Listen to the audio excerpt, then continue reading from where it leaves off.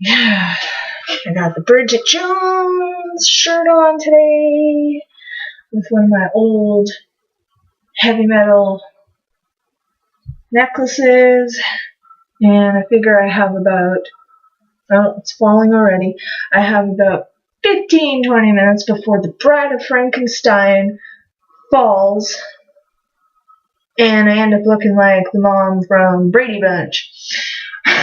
Okay, now let's see what we can get accomplished. What would Jane do? Okay, so this is, and let's see if I can get all the pieces up here, the kit for the Jane Austen Tarot. It is a 2006, I believe, copyright, and I've had it since about 2007.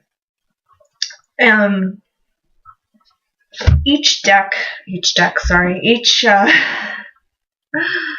having one of those days. I don't have a coffee with me right now, and that might be part of my problem. Each suit, we have the candlesticks, which represent the wands, the teacups, which represent, well, obviously the cups, the quills, which represent swords, and the coins, which represent the pentacles.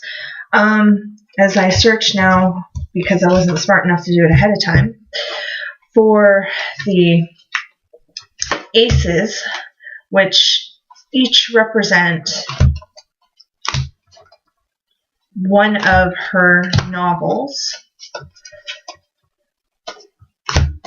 and the imagery is taken from the movie adaptations, whereas the meanings are derived from the books and the characters and the situations the characters find themselves in. And I know there are a lot of Jane Austen fans out there who truly go with the idea of what would Jane do. Well, so the pentacles correspond with, I don't know if you can see that. Sorry, my computer totally went dark on me. This one is Sense and Sensibility, so the pentacles are Sense and Sensibility.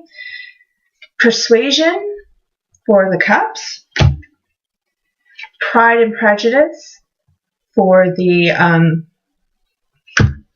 wands, or in this case the candles. And Emma for the swords, or in this case the quills.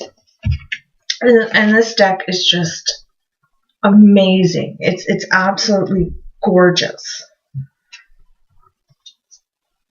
I don't know if you can see some of these.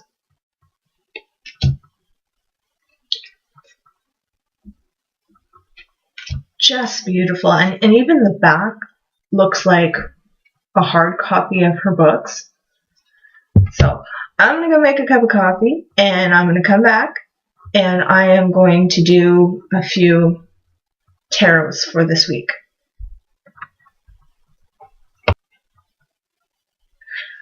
Well, I didn't really lie. I went into the kitchen to make coffee, and then I saw the green mug and the mint tea, and I thought, well, since we're doing Jane Austen, the tea seemed a little more appropriate.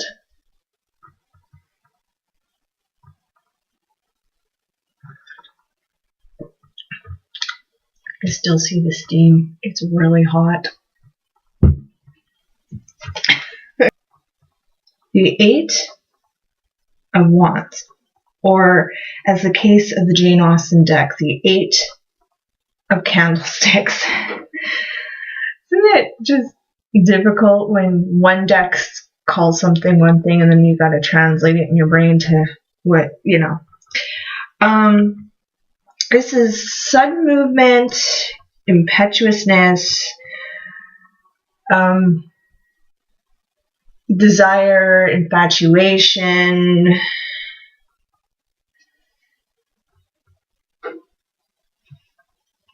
the arrows of love, taking advantage of the moment, knowing when to take advantage of the moment. It's one of those cards of, it's driving force that sometimes can be a little chaotic and take you kind of by surprise. But when the Eight of Wands shows up, you should be kind of prepared to jump on the situation. It's a card of readiness, because it is wands. It is fire, and I think they picked a good one here with the candlesticks to represent that emotional passion. It tends to tell you that there is going to be a creative or a love opportunity, and you have to be ready to jump on that. You have to be ready to identify that. Okay. The Moon.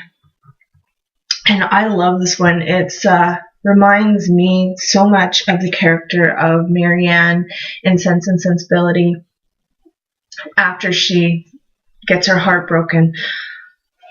But the general meaning of the card is to adjust your thinking.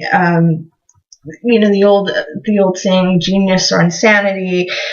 It could represent a new moon phase, or between this month and that month, or between this time frame and that time frame.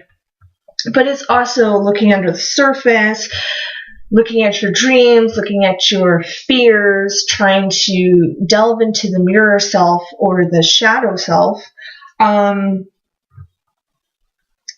The mysteries, unconsciousness, secrets, your inner motivations, your inner feelings, or the inner motivations and inner feelings of somebody close to you. Sometimes the Moon card can represent hidden enemies, but sometimes it represents hidden desires unfulfilled. It's a psychic awareness and psychic understanding, discovering secrets, trying to control your emotions, because the Moon does connect to the feminine aspect, and because the Moon, I'm losing my mind. Don't mind me.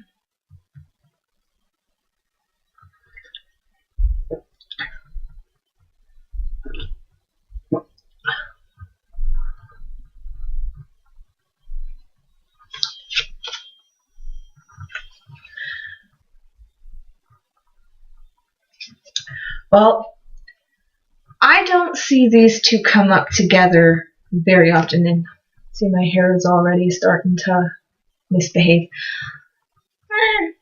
Oh, that's terrible. That's really terrible. It's just gonna do what it's gonna do. It's just gonna.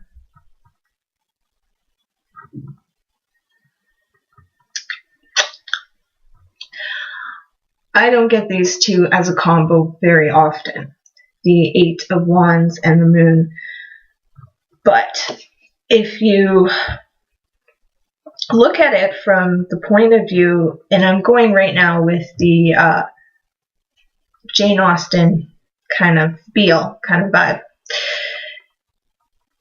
So with the Eight of Wands being a card of knowing when to take action, and knowing when to express that feeling of joy, excitement, and passion, and to follow your heart, to follow your dreams. And then taking the Moon, which in this case is a very somber, very depressing image, and looking below the surface and trying to understand your own hidden emotions, or the emotions that someone is hiding from you. You could look at this and have it kind of tell you that, you have to know when the right time maybe to have that talk. If you're in a relationship, it might be time to have that talk of where is this going. So when you get the combination of the Eight of Wands and the Moon, you have to ask yourself, are you afraid of jumping on that opportunity, whatever that opportunity is? Are you ready to take advantage of whatever is coming into your life, whether it be a love situation or a work situation or just following your own heart, following your own passions? Are you ready to make that commitment? With the Moon in this combo, it could be telling you to rethink or to reevaluate the place you are in your life. Or it could simply be telling you that in this time frame, in these 2 weeks or in this month, these changes are going to come into your life. And that Eight of Wands could very well be saying, it's going to happen fast, and before you can blink, the opportunity could be gone. Are you ready for it?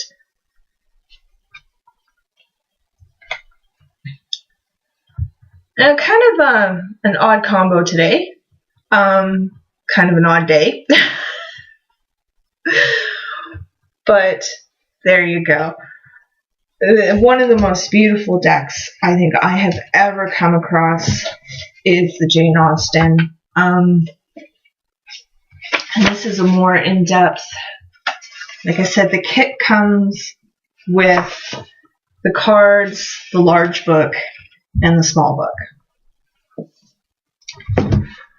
Okay, I'm going to go and try to do something with this monstrosity. Until later, I'm Art of Blood, Creeping Screams.